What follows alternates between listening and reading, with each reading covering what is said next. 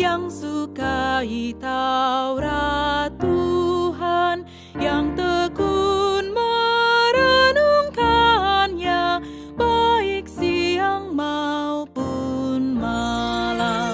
Bahagialah setiap orang yang sukai Taurat Tuhan, yang tekun merenungkannya, baik siang maupun malam. Bahagialah yang tak mengikuti nasihatnya orang-orang fasik, tak berdiri di jalan pendosa, menghindari pencemooh.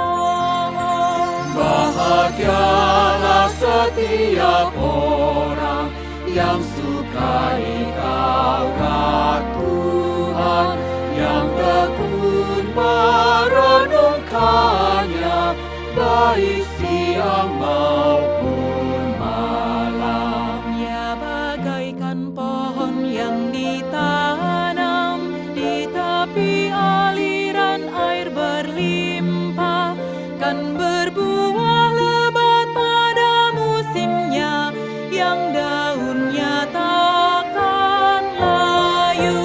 Bahagialah setiap orang yang sukai Taurat Tuhan, yang tekun merenungkannya, baik siang maupun malam. Tak begitu jalan orang fasik, seperti sekam ditiup angin, takkan tahan dalam penghakiman di kumpulan orang benar. Bahagialah setiap orang yang sukai Taurat Tuhan, yang tekun merenungkannya, baik siang maupun malam. Jalan orang benar dikenal Tuhan,